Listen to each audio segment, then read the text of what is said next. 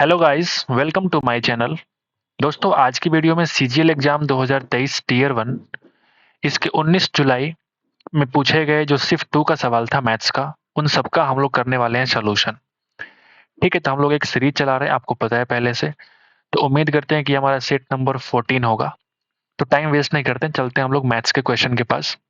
अगर आपको अच्छा लगे तो लाइक कर सकते हैं। ठीक है, चलते हैं मैथ्स की तरफ।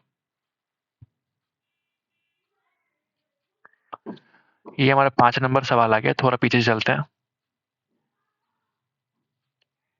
ठीक है, ये हमारा पहला सवाल है। पहला सवाल क्या बोलता है कि इनलेट पाइप ए और बी मिलकर एक खाली टैंक को 1.5 घंटे में भर सकते हैं। मतलब आपसे बोला गया, इनलेट का मतलब होता है कि पानी को भरने वाला। ए और बी भरने वाले पाइप हैं जो कि 1.5 घंटा लेता है भर देने, मतलब ये प्लस में लिखता हूं दिखाने के लिए। आउटलेट पाइप का मतलब हो जाएगा सी, जो है वो पानी निकालने वाली पाइप है जो भरे हुए टंकी को 4.5 घंटे में निकाल सकते हैं। मतलब ये माइनस लगा रहा हूं मैं क्योंकि पानी निकाल रहा है। फिर आपसे बोला जब केवल पाइप ए और सी को खोल रहे हैं, ए और सी को खोल रहे हैं, उस कंडीशन में खाली टैंक 6 घंटे में भर जाता है। मतलब ये 6 घंटे भरने का साइन है। आप मुझे एक बात बताओ, क्या ये सारा टाइम का है? तो इन सब का एलसीएम कितना हो जाएगा, पहले ये निकाल लेते हैं। एलसीएम कितना हो जाएगा, 1.5 और 4.5 का हो जाएगा 4.5, और इन दोनों का अगर मैं निकालूंगा तो हो जाएगा 18। एलसीएम कितना हो जाएगा, 18। और जो एलसीएम होगा उसी को हम लोग लेके चलते हैं फाइनल वर्क, है ना। टोटल वर्क इसी को मान के चलते हैं हम लोग, ये तो पता है ना आपको। ठीक है, तो अगर मैं एफिशिएंसी की बात करूं, एफिशिएंसी कितनी हो जाएगी बताइए। 1.5 से डिवाइड किया बन जाएगा 12, ये बन जाएगा 4, और ये बन जाएगा 6 गुणा 3 यानी कि 18। लेकिन एक बात बताओ, ये भरने वाला लेकिन ये वाला तो पानी निकालने वाला है, तो कहीं ना कहीं इसकी एफिशिएंसी कितनी हो जाएगी, -4। क्लियर है। अगर एक बात बताओ, सवाल क्या पूछ रहा है कि खाली टैंक को भरने के लिए पाइप बी द्वारा लिया गया समय ज्ञात करें। तो अगर बी की एफिशिएंसी हमको मालूम चल जाए तो मेरा काम पूरा हो जाएगा। तो मुझे एक बात बताइए, अगर आपके पास ए प्लस बी की एफिशिएंसी दे रखी है 12, और ए प्लस सी की एफिशिएंसी दे रखी है कितना, 3, तो हम एक काम करते हैं, इन दोनों को माइनस करेंगे तो ये माइनस और ये माइनस। क्या हम कह सकते हैं कि ए से ए कट गया और बी माइनस सी की जो वैल्यू है वो कितनी आ गई, 9 के बराबर। बी माइनस सी की वैल्यू आ गई 9 के बराबर, और यहाँ पे सी की जो वैल्यू है -4 के बराबर। यानी इस सी के बदले हम माइनस इंटू -4 रख देंगे, तो b minus minus 4 is equal to 9। यानी मैं कह सकता हूं कि जो b की वैल्यू आने वाली है ये 5 के बराबर है, क्योंकि ये बन जाएगा +4, उधर जाएगा तो -4, यानी कि b की वैल्यू कितनी, 5। और ये 5 कुछ और नहीं बल्कि एफिशिएंसी ऑफ b है। मैं कह सकता हूं टोटल वर्क अगर 18 है, डिवाइड करो 5 से, यानी कि 3.6। या फिर मैं ये भी कह सकता हूं कि 3 इंटीजर 3/5। इसका ये मतलब हुआ कि 3 कंप्लीट आवर्स और 3/5 इंटू 60, यानी कि 3 आवर 36 मिनट्स। क्या इस सवाल का आंसर होगा? बिल्कुल होगा। ऑप्शन नंबर 2 इस सवाल का आंसर है। बहुत ही बढ़िया सवाल से हम लोगों ने शुरुआत किया इस शिफ्ट का। आगे बढ़ते हैं। अगला सवाल क्या बोलता है कि 500 में खरीदी गई एक साड़ी, ठीक है, पर अंकित मूल्य इस तरह से डाला जाता है कि 16% लाभ हो, और बाद में इसे अंकित मूल्य पर x% की छूट देकर बेचा जाए। यदि साड़ी का विक्रय मूल्य इतना है तो x का मान ज्ञात करें। बिल्कुल, अगर आपने 16% का लाभ अर्जित किया तो 500 का 16% होता है 80, यानी इसका अंकित मूल्य, अच्छा, तो x% की छूट देकर बेचा जाता है। साड़ी पर अंकित मूल्य इस तरह से डालते हैं कि 16% का लाभ हो, और बाद में इसे अंकित मूल्य पर x% की छूट देकर बेचा जाए, तो साड़ी का विक्रय मूल्य 493 हो। तो 493 आपने क्या बोला, अगर इसका विक्रय मूल्य है तो इस पे आपने 16% का लाभ लिया है। तो लाभ लेने से क्या इस सवाल में कोई फर्क पड़ेगा क्या, आप मुझे बताओ। विक्रय मूल्य अगर 493 है तो ये विक्रय मूल्य अंकित मूल्य पर दिया गया x% की छूट के बराबर है। ये तुम्हारा सीपी की वैल्यू दे रखी है 500 रुपए। अगर हम इस पे 16% ऐड कर दें 16 पच्चीस 80 यानी कि 580 रुपया क्या हो गया इसका एमपी हो गया। और इस पे आपने 493 में सेल किया, मतलब मैं कह सकता हूँ कि 8 और 7 87 87 रुपया आपने क्या दे रखा है, डिस्काउंट दे रखा है। तो सवाल ये बनता है कि 87 580 का कितना परसेंट है। तो आप जरा निकाल के चेक करो एक बार, क्या मैं अगर सही कर रहा हूँ तो आंसर तो आना चाहिए। तो आप जरा देखेंगे 29 गुना 2 58, 29 गुना 3 और ये कट जाएगा 20 पंजे 100 यानी कि 5 3 15%। ये इस सवाल का आंसर है। ये बढ़िया सवाल है, सवाल के ऊपर के थोड़ा कंफ्यूजन सा हो रहा है, लेकिन ये बढ़िया सवाल है। आप देखेंगे 500 में आपने सीपी किया, फिर उस पर आपने 16% एक्स्ट्रा ये लाभ देख करके मुझे लगा ये तो कुछ अलग सवाल होना चाहिए, लेकिन 16% आपने क्या किया, एक्स्ट्रा इस पे अंकित कर दिया। उस अंकित मूल्य पे आपने कुछ डिस्काउंट दिया, जिसकी वजह से सेलिंग प्राइस कितना हो गया 493। तो इस तरीके से आप इस सवाल को सॉल्व कर सकते हैं। बढ़िया सवाल है, आगे बढ़ते हैं। ठीक है, एक महिला अपने पुत्र से 28 वर्ष बड़ी है। ठीक है, अगर मैं महिला की बात करूं, एक महिला जो है अपने पुत्र से 28 वर्ष बड़ी है। अगर ये x है तो ये x + 28 है। 3 वर्ष में उसकी आयु उसके पुत्र की आयु की दोगुनी हो जाएगी। अगर मैं 3 वर्ष बाद की बात करूं तो महिला भी 28 + 3 यानी कि 31 हो जाएगा। उसके पुत्र की आयु की दोगुनी हो जाएगी, यानी x + 3 को अगर मैं 2 से मल्टीप्लाई करूं तो ये इक्वेशन सॉल्व करना पड़ेगा। तो पुत्र की वर्तमान आयु निकालना है, मतलब आपको x की वैल्यू फाइंड आउट करनी है। x + 31 = 2x + 6, यानी x की वैल्यू आ जाएगी 25 ईयर्स। आसान सवाल, आगे बढ़ते हैं। ए किसी काम को 4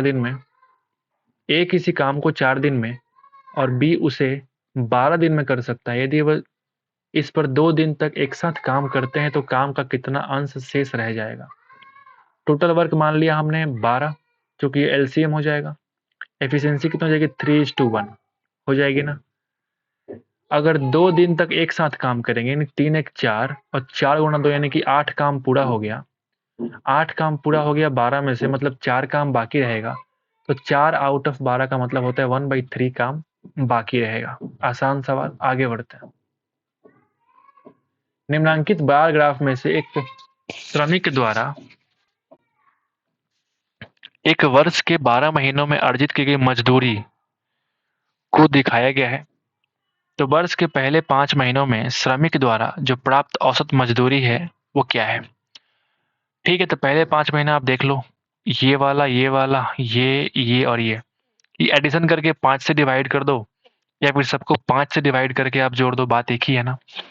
तो 9 9 18 9 27 और 8 35 और 8 43,000 प्लस 500 और 400 900 600 1500 और 500 2000 यानी कि 45,000 बाई 5 यानी कि 9,000 क्या है, एवरेज है।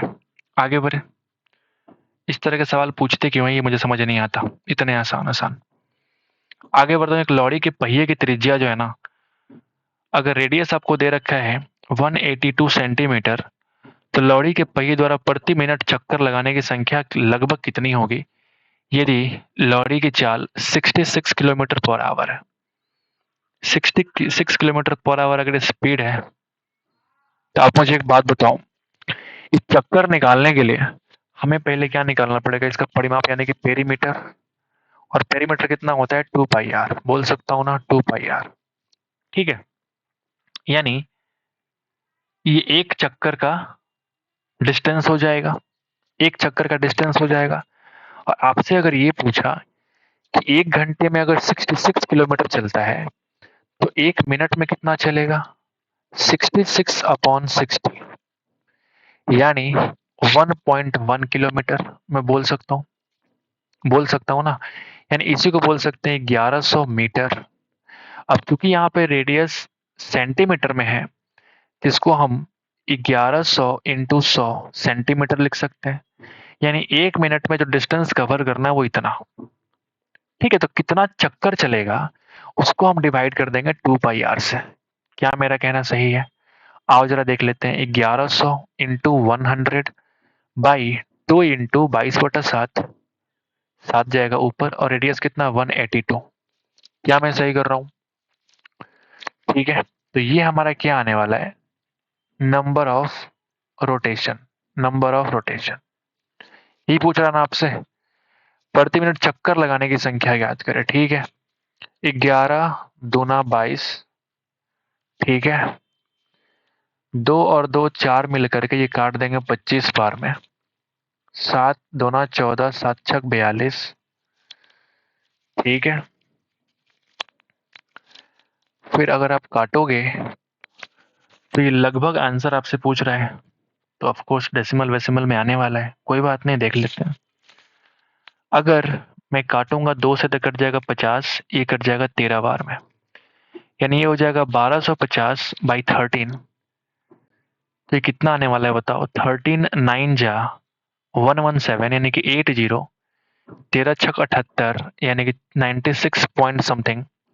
96 के आसपास सिर्फ एक ही ऑप्शन है, लगभग आपको रोटेशन निकालना था, यानी कि लगभग 96 बार चक्कर काटेगा तो 1 मिनट में इतना सेंटीमीटर या फिर 1 किलोमीटर डिस्टेंस को कवर कर पाएगा। ठीक है, बढ़िया सवाल था, आगे बढ़ते हैं।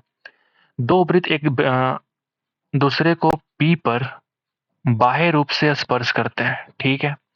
इस पॉइंट को आपने कह दिया कि पी है, ठीक है। ए बी दो वृत्तों की उभयनिष्ठ अनुस्पर्श रेखा है, ए बी दोनों की स्पर्श रेखा हो गई, तो पी ए बी की वैल्यू दे रखी है। पी ए बी ये वाली अगर 65 है तो आपको ए बी पी निकालना है, ये वाला। तो आपको पता है कि ये वैल्यू कितनी होती है, 90 डिग्री, यानी इन दोनों का सम भी कितना होगा, 90। तो 65 में कितना ऐड करेंगे, हो जाएगा 90, दैट इज 25। ठीक है, आगे बढ़ते हैं, आसान सा सवाल था। कौन सी संख्या 3 से डिविजिबल नहीं है, जिसका डिजिट सम, जिस संख्या का डिजिट सम अगर 3 से नहीं कटेगा वो संख्या 3 से नहीं कटेगी। तो आप ये सवाल खुद से कर सकते हो, कौन सा डिजिट सम 3 से नहीं कट रहा है, आसान शिफ्ट है लगता है मुझे। एक व्यक्ति के बारे में कह रहा है कि वार्षिक साधारण ब्याज की एक निश्चित दर पर 32,400 रुपए का ऋण लिया। ब्याज की दर उन वर्षों की संख्या की 1/4 है। अगर हम टाइम को मान लेते हैं 4x, तो सवाल ने बोला कि जो रेट होगा वो सिर्फ x होगा, 1/4। आपके पास p की वैल्यू दे रखी है, प्रिंसिपल अमाउंट 32,400, और यहाँ पे सिंपल इंटरेस्ट की बात हो रही है। आगे बढ़ते हैं। यदि उसने ऋण अवधि के अंत में 11,664 रुपए का भुगतान किया है तो ब्याज की दर कितनी थी, यानी ये तुम्हारा इंटरेस्ट है, यानी 11,664 into sorry is equal to 32,400 into time into rate division by 100। यही फॉर्मूला होता है। क्या आप काट नहीं सकते, डबल जीरो से डबल जीरो खत्म हो जाएगा। क्या ये 4 से कटने वाला है, कटने वाला तो है। 4 दूना 8, 3 6, 4 9 36, 4 एकम 4, 4 छक 24, फिर से कटेगा 4 से। तो आओ जरा देख लेते हैं। खैर मुझे कुछ दिख रहा है, 29 16 नीचे ले आओ 324, तो ये बन जाएगा x into x into x square. ठीक है, अब 29 16 आप देखोगे कि ये 54 का होता है स्क्वायर और ये 18 का स्क्वायर, जिसको हम x लिख सकते हैं, क्योंकि स्क्वायर हटाएंगे इधर आ जाएगा अंडर रूट, और अंडर रूट का मतलब क्या हो जाएगा, उसका आप बाहर निकाल लो। 18 गुणा 3 54, यानी जो x की वैल्यू वो कितनी आ गई, 3%। हमने परसेंटेज क्यों लगाया, क्योंकि x हमारा रेट हमने पहले से ही मान रखा है, और वही आपसे पूछ रहा है कि रेट है कितना। The answer is 3%। Next question, आगे बढ़ते हैं। यदि आपने बोला कि 3y माइनस 3y की वैल्यू 5 है, 3 कॉमन निकालो आप, तो y माइनस 1/y की वैल्यू 5 है, तो इस अगर 3 को यहाँ से हटाएंगे तो इधर आएगा 3, एंड इसकी वैल्यू आपको मिल चुकी है, आपको ये वैल्यू निकालनी है। कोई बात नहीं, कैसे निकाल पाएंगे, तो आप देखो इनका स्क्वायर कर लो और प्लस 2, राइट। मैं फार्मूला भूल रहा हूँ, ठीक है। तो अगर फार्मूला भूल जाऊं तो मैं क्या करता हूँ, सिंपल तरीके से फिर से देख लेता हूं मैं एक बार। अगर आप देखो a माइनस बी दे रखा है और आपको ए स्क्वायर प्लस बी स्क्वायर निकालना है, तो मैं क्या कह सकता हूं कि a माइनस बी का whole square is equal to A square plus B square minus 2ab। यानी ये निकालने के लिए इसको इधर भेज सकते हैं, यानी कि a माइनस बी का होल स्क्वायर प्लस 2ab। अब चूंकि ab को मल्टीप्लाई करेंगे आपस में तो y इंटू 1/y कितना हो जाएगा, 1 के बराबर। यानी कि a माइनस बी का होल स्क्वायर प्लस 2, जो हम पहले कर रहे थे वही आंसर आने वाला है। यानी कि अब 5/3 का होल स्क्वायर कर दो प्लस 2 कर दो, this is the answer. 25/9 plus 2 यानी कि 9 दूना 18 प्लस 25 कितना होता है, 43/9। This is the answer of this question. आगे बढ़ते हैं, अगला सवाल क्या बोलता है। अगला सवाल, पिछला 10 नंबर सवाल था। हाँ ठीक है, अगला सवाल आते हैं 11 नंबर पे। तो आप देखेंगे पाई चार्ट का सवाल है, 60 छात्रों द्वारा पहनी गई 60 छात्रों के द्वारा पहने गए विभिन्न रंगों की पोशाकें दर्शाता है। तो नीले रंग की पोशाक 40% का प्रतिनिधित्व करने वाला त्रिज्यखंड का मान कितना होगा। तो उसके लिए कुछ करने की आवश्यकता नहीं है, 40% आउट ऑफ 100% इंटू 360 डिग्री। तो 2/5, 5 से कटेगा 72 बार में, यानी कि 144 डिग्री इज द आंसर। आगे बढ़ता है, ये लगता है शिफ्ट बहुत आसान है।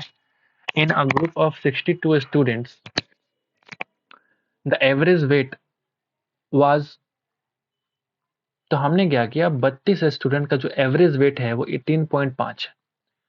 जब 4 स्टूडेंट ने छोड़ दिया यानी अब बचेगा 28, एवरेज केम डाउन टू 15.5। इस तरह से आप सॉल्व ना करके आप ऐसे भी सॉल्व कर सकते हैं, मैं बता रहा हूँ आपको कैसे। आप देखो 32 स्टूडेंट, एवरेज वेट 18.5, 4 चले गए तो बचेगा 18, तो average came down to 15.5। What was the average weight of 4 students, 4 का आपको निकालना है। आप मुझे बताओ, आप मुझे बताओ, अगर ये इनका एवरेज कम हुआ है, इसका मतलब जो 4 लोग जाने वाले थे वो पूरे के एवरेज वेट से थोड़ा उनका वेट ज्यादा था।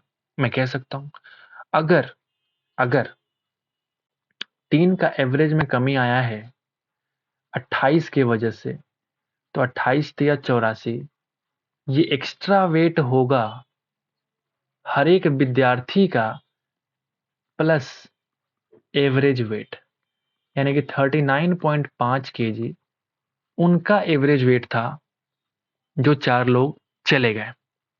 बात आई समझ। हमने क्या बोला कि यहाँ पे 15.5 इनका एवरेज कम हुआ, इसके और ये कम हुआ कैसे, क्योंकि जो 4 लोग थे वो ज्यादा वजन वाले लोग थे, तो इतना वजन लेके चले गए कि यहाँ पे जो वजन बच गया बहुत कम बच गया। और ये 28 लोगों पे फर्क डालता है, तो 28 गुना 3 यानी कि 84 एक्स्ट्रा वेट लेके चले गए वो, उनका अपना एवरेज वेट से ज्यादा। तो 84/4 ये एक्स्ट्रा वेट एक आदमी ले गया, और एक का एवरेज वेट कितना है 18.5, यानी कि एक का जो एवरेज वेट था 39.5 केजी। आगे बढ़ते हैं, कॉट ए माइनस बी की वैल्यू दे रखी है, तो आपको कॉट 15 की वैल्यू निकालनी है। कॉट 15 का मतलब हो जाएगा 45 माइनस 30।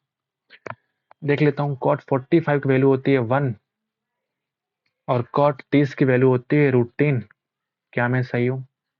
फिर से आ गया कॉट 30 यानी कि √3 माइनस 1। अब मुझे लगता है कि रेशनलाइज करना पड़ेगा, तो √3 प्लस 1, √3 माइनस 1। आप देखोगे स्क्वायर करोगे 3 1 4 प्लस 2 √3 और नीचे आ जाएगा 2, यानी कि 2 प्लस √3 इज द आंसर। कितने लोग को ये वैल्यू याद भी होता है, बट आपने बोला गया सवाल में कि इसको आपको मान निकालना है बाय यूजिंग द फॉर्मूला। आगे बढ़ते हैं, अनिल और विपिन, अनिल और विपिन एक कार्य को एक साथ 15 दिनों में कर सकते हैं, जबकि विपिन के बारे में कह रहा है कि वह इसे 20 दिन में पूरा कर सकता है। तो अनिल के बारे में पूछ रहा है कि अनिल कितने दिन में पूरा कर सकता है। ये नंबर ऑफ डेज है, इन दोनों का जो एलसीएम होगा 30, टोटल वर्क होगा, तो क्या इनकी इफिशियंसी, सॉरी 30 नहीं होगा 60 होगा, तो इफिशियंसी 4:3 लिख दूं मैं, बिल्कुल लिख सकते हैं। अगर a प्लस बी की वैल्यू 4 है और b सिर्फ 3 है, तो a की वैल्यू 1 रही होगी, तो 1 से डिवाइड किया 60 में, तो 60 डेज इज द आंसर। आगे बढ़ता है, एक दुकानदार अपने माल के मुद्रित मूल्य पर 10% छूट प्रदान करता है और इस प्रकार 20% का लाभ अर्जित करता है तो वस्तु के क्रय मूल्य और मुद्रित मूल्य के बीच का अनुपात ज्ञात करें। मान लिया हमने जो मुद्रित यानी कि अंकित प्राइस है, अंकित मूल्य, वो 100 है। 10% डिस्काउंट देने का मतलब सेलिंग प्राइस इसका 10% यानी घट के कितना हो जाएगा 90, और इस प्रकार 20% का ये लाभ कमाता है। मतलब अगर मुझे सीपी निकालना है तो आप मुझे बताओ, ये एसपी का जो प्राइस है ये 120% है, तो मुझे 100% निकालना है। ये 3 और ये 4, 4 से कट जाएगा 25, यानी सीपी कितना आने वाला है 75। अब मुझे एक बात बताओ, वस्तु का क्रय मूल्य, वस्तु का क्रय मूल्य और मुद्रित मूल्य के बीच क्रय मूल्य 75 और एमपी कितना 100, यानी कि 3:4 इस सवाल का आंसर। निम्न व्यंजक का मान ज्ञात करिए। ठीक है, 12 और 5 17, 17 और 71 कितना हो जाएगा 88। क्या मैं सही हूं? -48/16, पता नहीं किस तरह का सवाल है ये, देखते हैं आगे बढ़ते हैं। ये हो जाएगा 7×6 = 42, यानी 72/36 प्लस 7×6 = 42। अच्छा, मैं तो खुद ही पागल हूँ मुझे दिख नहीं रहा है एक चीज कि ये तो कट रहे हैं आसानी से। वही तो मैं कह रहा हूँ, आसान शिफ्ट में मुश्किल कहाँ से आ जाएगा सवाल। 16 × 3 48, 36 × 2 72, और तो कुछ नहीं कट रहा है। तो आप देखो 12 5 17, 17 और प्लस 71 88, -3 कितना हो जाएगा 85, प्लस 7×6 = 42 और 2 44, 44 को डिवाइड किया हमने 11 से, मतलब बन जाएगा 4, इंटू इंटू आप देखोगे इधर ब्रैकेट शुरू हो रहा है, ये हो जाएगा 55 - 13 यानी कि 42, राइट, प्लस 12 7 84 माइनस कर देंगे 13 से, 13 - 84 यानी कि -71, राइट। तो हम कह सकते हैं कि 85 प्लस, अब कौन तो कह रहा है कि सर दोनों को जोड़ दीजिए, अरे नहीं, इधर मल्टीप्लाई है, अगर जोड़ेंगे तो आंसर उल्टा पुल्टा आ जाएगा। बोर्ड मास याद है ना, पहले मल्टीप्लाई का काम करते हैं। ठीक है, 4 और ये आने वाला है 42, अगर कम किया हमने तो ये आ जाएगा -29, 4 इंटू -29, और नीचे हमारा 232 तो दिया हुआ है जो हमने छोड़ दिया था, भूल गए थे। तो आगे आते हैं इधर 85 माइनस 2×4 = 8, 8×4 2×4 = 8 यानी 80, 9×4 = 36 यानी कि 116/232, यानी माइनस करेंगे तो आ जाएगा -31/232। ये तुम्हारे सवाल का आंसर है। जब भी एग्जाम में ना बोर्ड मास का सवाल आता है तो आप थोड़ा सतर्क हो जाइए। फास्ट करने के चक्कर में जहां 2 नंबर आपको मिलने चाहिए वहां 2.5 नंबर कट जाते हैं, ठीक है ना। आप इस बात का ध्यान दीजिएगा बहुत जरूर। बोर्ड मास के सवाल बहुत आसान तरीके से होता है, और थोड़ा टाइम देके कीजिएगा, फास्ट करेंगे नंबर कट जाएगा फटाफट। ठीक है, आगे बढ़ते हैं। अगला सवाल क्या बोलता है कि सेक थीटा की वैल्यू दे रखी है। सेक का मतलब होता है H/B, यानी P की वैल्यू कितनी आ गई, P की वैल्यू कितनी आ गई। सेक का मतलब क्या होता है, कॉस का अपोजिट। तो H/B, P की वैल्यू कितनी हो जाएगी 16 - 9 यानी कि √7 बोल सकता हूँ। तो आपको tan² theta plus tan⁴ theta निकालना है। आप इस तरीके से भी निकाल सकते हैं, और भी तरीका है। तो आप एक काम कर सकते हैं कि tan निकालने के लिए मैं P/B कह लूंगा, यानी √7/B की वैल्यू कितनी 3। तो अगर मैंने स्क्वायर किया तो 7/9, फिर इसका स्क्वायर कर दो 49/81। आप अगर जोड़ेंगे तो ये 81, 7 9 63 प्लस 49, 6 4 10 9 3 12, 112/81। आप इस तरीके से भी निकाल सकते हैं। इसके और भी तरीके मेथड है, कैसे मैं बता रहा हूँ। आप यहाँ पे क्या करो, tan² थीटा को कॉमन निकालो, तो आपके पास बचेगा 1 + tan² थीटा, और इसी को हम लोग कहते हैं sec² थीटा। सेक की वैल्यू मालूम है 4/3, यानी ये हो जाएगा 16/9। और आपको tan की वैल्यू निकालना है, तो tan निकालने के लिए फॉर्मूला लगा दो कि sec² थीटा = 1 - tan² थीटा, बोल सकते हैं ना। तो अगर मुझे ये निकालना है तो 1 - सेक करना पड़ेगा, यानी 1 - 16/9 इन 9 - 16, मैंने कुछ मिस्टेक कर रहा हूँ? नहीं, बिल्कुल मिस्टेक नहीं है। तो मैं कह सकता हूँ कि 16/9 माइनस 1 किया हमने, तो ये हो जाएगा 7/9, राइट। ये सेक स्क्वायर की वैल्यू आ गई, जो कि हमने सॉरी टेन की वैल्यू आ गई, टेन की वैल्यू आ गई। तो मैं कह सकता हूँ कि यहाँ पे हो जाएगा 7/9, यानी कि 112/81 इज द आंसर। ये मैंने कुछ फार्मूला गलत लिखा है क्या? आप मुझे बताओ, ये फार्मूला कुछ मिस्टेक है क्या? होता क्या है कि sec square theta minus of tan square theta is equal to 1। अच्छा, हमने यहाँ माइनस लिखा है भाई, तो ये प्लस होगा। ठीक है, आगे बढ़ते हैं। ठीक है, आगे बढ़ते हैं। अगला सवाल क्या बोलते हैं कि P cos अल्फा की वैल्यू 3 है, फोर टेन अल्फा की वैल्यू Q है। तो P और Q के बीच में आपको संबंध दिखाना है जो अल्फा से इंडिपेंडेंट है, स्वतंत्र है।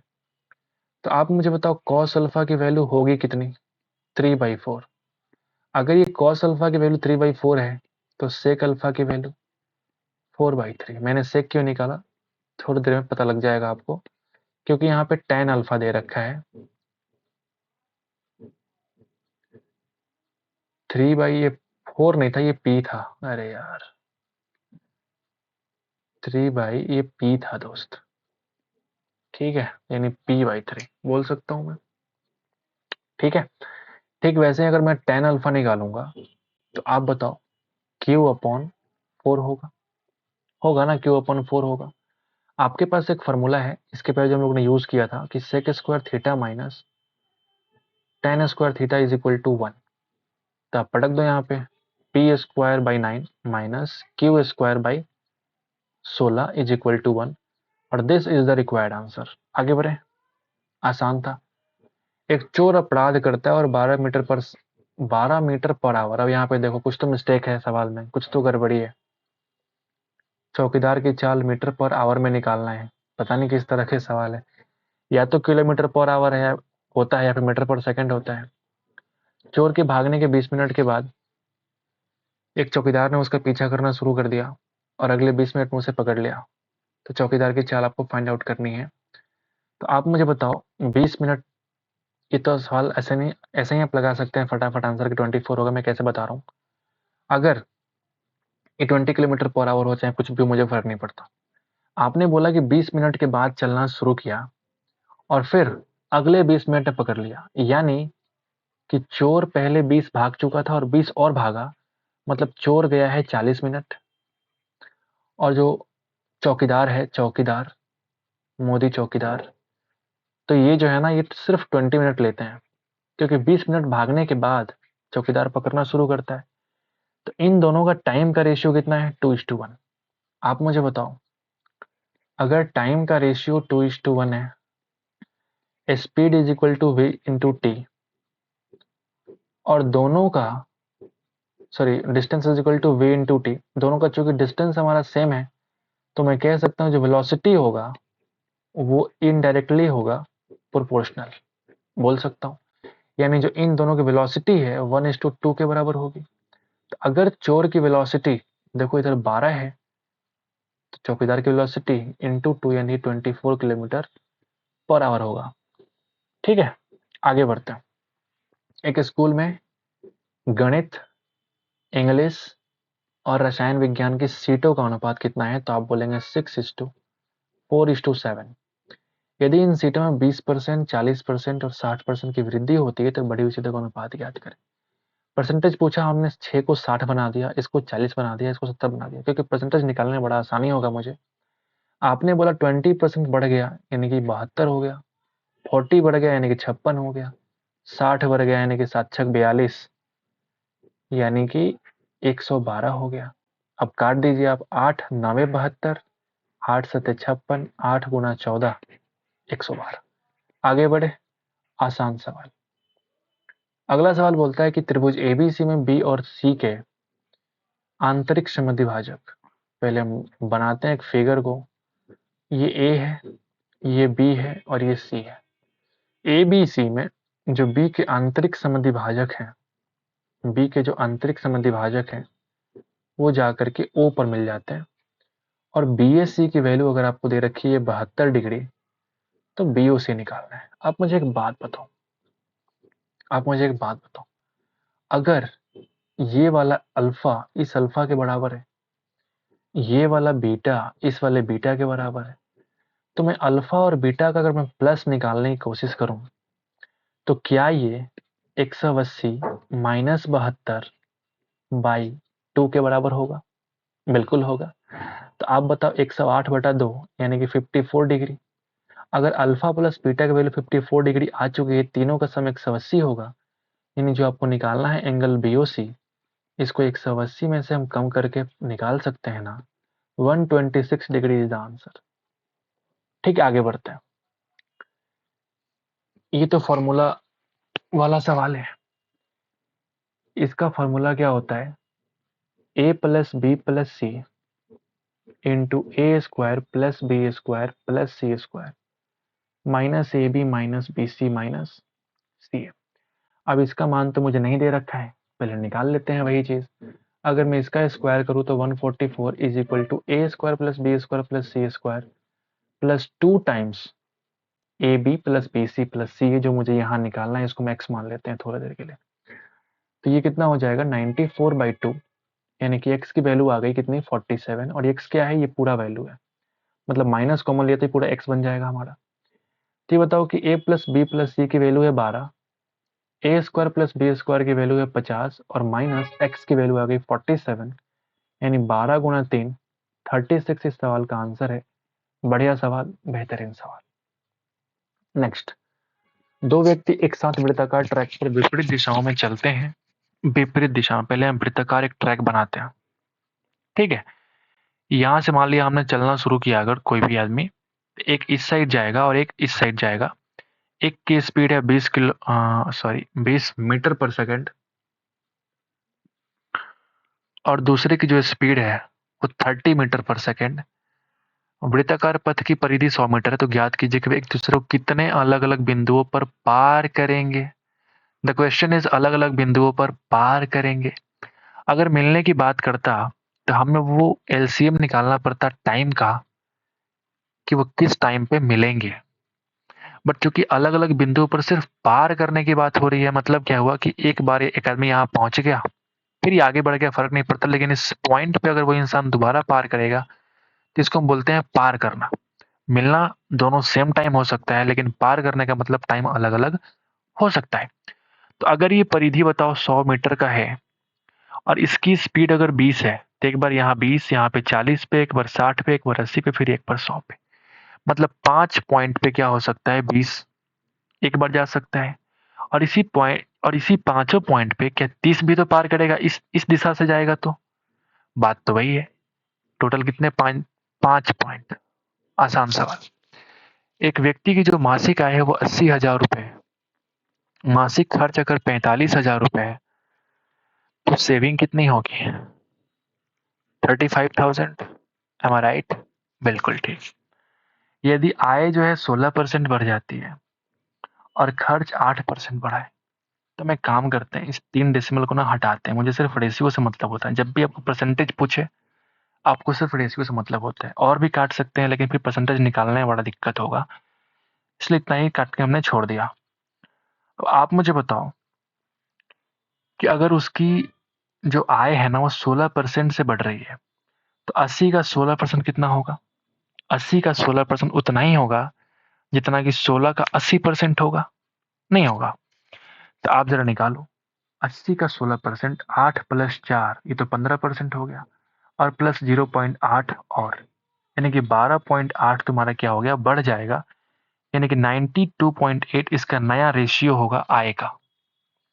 उसका खर्च 8% बढ़ता है, यानी कि 0.45 इंटू 8 कर लो, या फिर 4.5 में से माइनस 0.9 कर लो। 3.6 की बढ़ोतरी हो गई, यानी कि 48.6 हो गया। तो आप मुझे बताओ कि अब इसका नया सेविंग कितना होगा?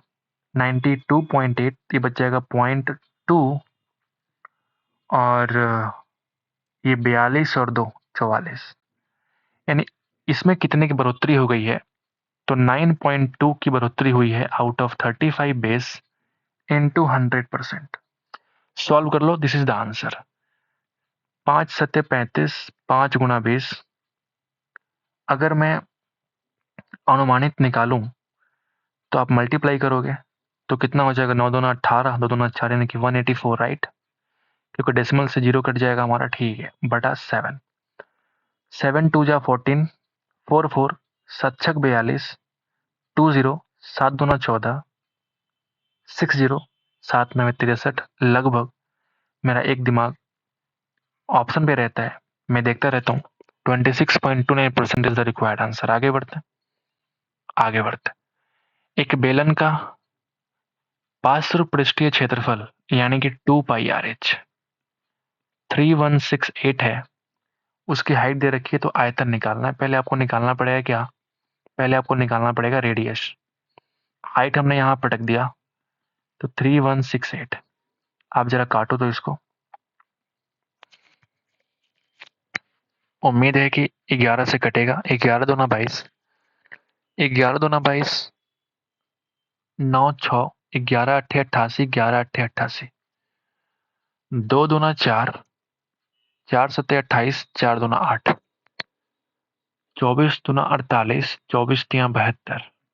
यानी जो आर की वैल्यू आ गई, 7 को भेजो उधर, 21/2 सेंटीमीटर। अगर वॉल्यूम निकालना हो तो पाई आर स्क्वायर एच, ठीक है ना? Pi r square h 22/7, 21/2, 21/2 into radius 48। काटना पीटना है भाई।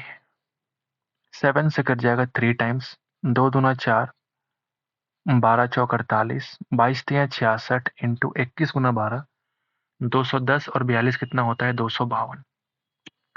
मल्टीप्लाई करना पड़ेगा, ठीक है?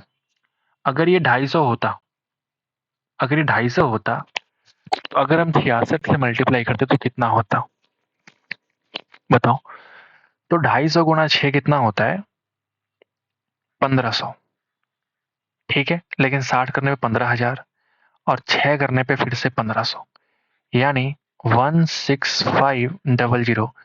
16,500 होता कब? जब ये 250 होता। लेकिन चूंकि ये 2 ज्यादा है, तो 2 गुणा 66 यानी 132 तो और होगा, यानी कि 16,632 is the required volume of this particular बेलन, राइट? सो उम्मीद करते हैं कि आपको अच्छा लगा होगा। अगर आपको अच्छा लगे तो एक बार लाइक कर देना दोस्त, शेयर भी कर सकते हैं। अगर आपको ज़्यादा अच्छा लग गया, सब्सक्राइब तो कर ही देना, थोड़ा सपोर्ट करना बहुत ज़रूरी है आपको, ठीक है? So thank you so much, आज के लिए इतना ही।